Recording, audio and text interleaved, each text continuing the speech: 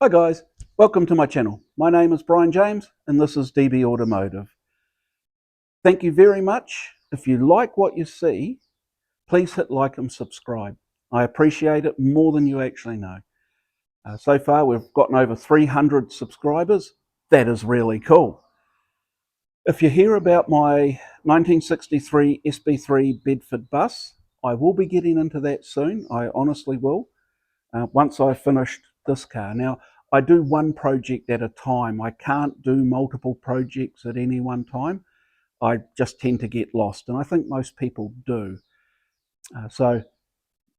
Although, in saying that, I have managed to get a couple of books in the mail recently in regards to the role that the Bedfords played in basically building New Zealand, specifically from, say, the late 50s all the way through to 1980, in the 1980s. So I will be reading you extracts and giving you facts and figures on the bus, so it gives you a bit more background on it. And for those that used to ride them in New Zealand, it probably will bring back memories. But let's get on to my Clubman style car here, my Chevron.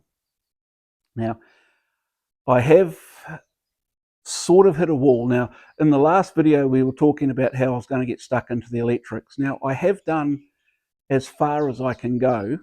I've plugged in everything that I think I'm supposed to plug in, and we've started tidying up a lot of the wiring loom. But I'm just not that great at it. It's not my wheelhouse at all. So what I've decided to do is sell one of my other cars so I can put money into this car. I'll show you the other car in a minute.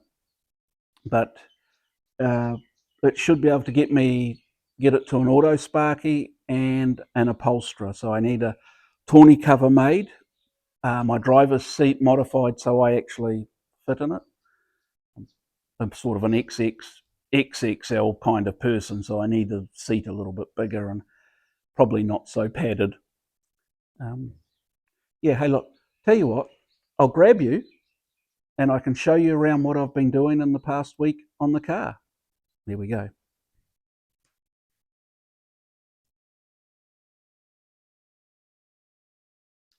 Okay, smooth transition. So first of all, I did the hinges for the bonnet. And so if we just go underneath here a bit, we can see the rather large steel bracing, which is, I don't know if you can really see it, followed by a sandwich plate underneath. So it's actually sandwiching the fiberglass. So it's not just held in a couple of bolt holes, it's held across a piece of, say, 100mm by 300mm steel. So it's sandwiched and it's quite strong. We've got the grille that went in. Now, I do love the 7. I had that cast up, and so I've given it a sand and a polish, and obviously painted it red so it looks all proper and nice. And we've got the grille in, so that's all now bolted in. We've also mounted in the driving lights. So, well, they're not driving lights as such. They're just daytime white lights, running lights, if you will. They do have a directional indicator in them, but that's not the important thing. It's the fact that they are a running light. It's all about being seen. As we stand back, we come around. We've now fitted up the exhaust. It is a Super Trap, and I've made the bracket, which is rubber mounted. So, and we've also put on, as you can see, we've also put on the side. That's probably not its final configuration. I do need to modify that a bit, but that is basically how it's going to look. Now if I come back, there we go. It will get its exterior colour changed eventually. That's not that important at the moment. The important thing is about getting it going and road legal.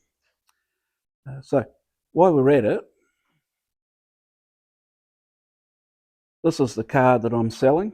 It's running a little 3K. It goes very, very well.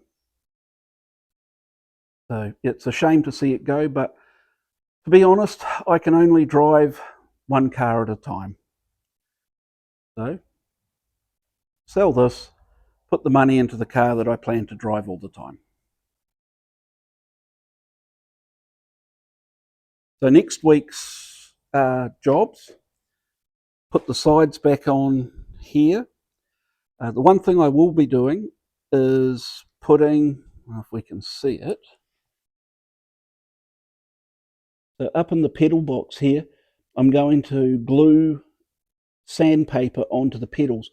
Having a non-slip surface is actually a legal requirement for the cars, so I do plan on doing that. As I say, we've now got the Garmin GPS mount. Now I can get away with that because I do have two mirrors here, and I probably need to soda blast my high stop light because that needs to be opaque. It doesn't have to, it's not got to be clear. Let's put you back up on the stand. So there's some more indicators for you. So these are the others that need to be wired in. So I'd have the motorcycle indicator, which is a directional indicator, which can sort of be seen above the guards. And from anyone coming in from the side, I've also got this indicator here, which should light up quite well.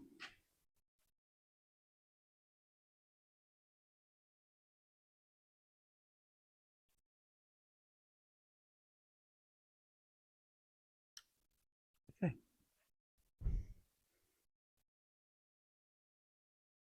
So as I'm going along and checking a lot of the wiring as I'm plugging it in, things like I plugged in the lights, I checked them to make sure they're still working.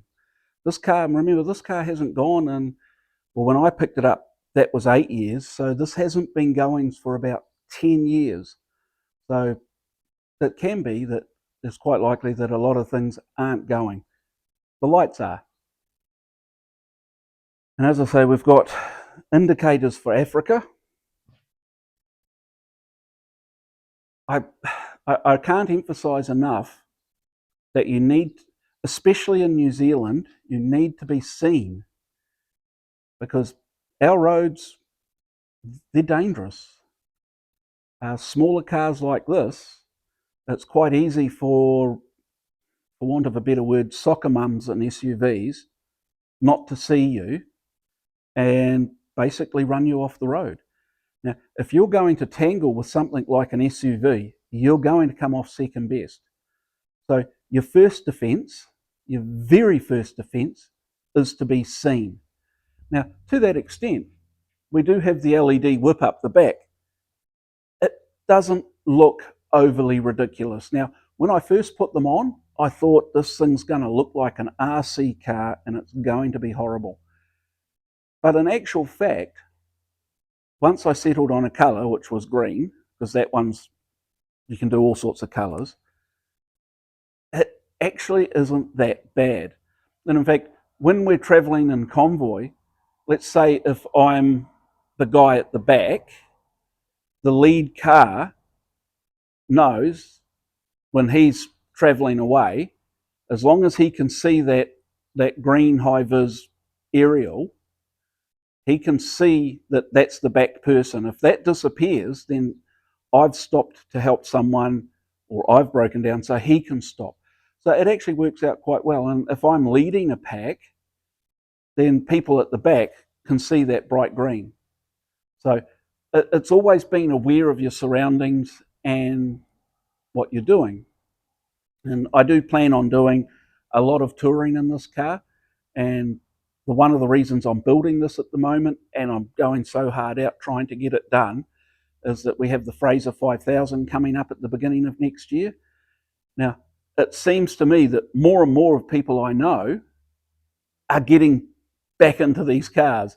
And yes, you know who I'm talking about. Yes, this means you. And when you pick up your car, I think it's a Belkin, in early December, I expect you to be around here showing it off, because it looks very, very cool. And in fact, just yesterday, I had a friend of mine who's coming from Japan. He showed up in his McGregor. I love seeing these cars come around here, and New Zealand in summertime is such a beautiful place to tour, especially in these cars. I'm sort of getting off track here a little bit. So what am I going to be doing in the next week?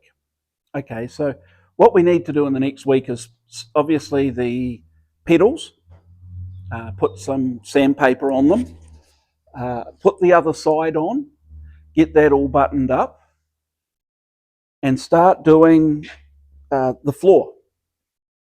Because as it was, I wasn't too sure if the floor and the side, where the side comes in, whether it was going to go the floor to sit on the side or the side to go in and the floor to come up against it. As it turns out, it comes in and then the floor's to go up against it. So I can drill through the floor, drill up into the box section, which is the frame of this, and screw it all up. Now I prefer screwing the floors in and sides on as opposed to pop riveting, which means that I have that option at any time to blow it apart, which would take me about half a day. I have to work on it to what I need, so you can take out the floor, take off the sides. It gives you free access to the whole car. Do what you have to do, bolt it all back on. You're not riveting again and working around a very confined space. So for me, it just makes sense. For other people, it doesn't. But hey, cool. That's what's the great thing about these cars. You can do whatever you like. So that being said, if you want to see more, well, I certainly want to show you more. If you have any questions, please ask. I'm only too happy to answer, help in any way I can. And if you like what you see, hit like and subscribe. And I shall see you guys next week with more done on my Chevron. You have a great day. Bye-bye.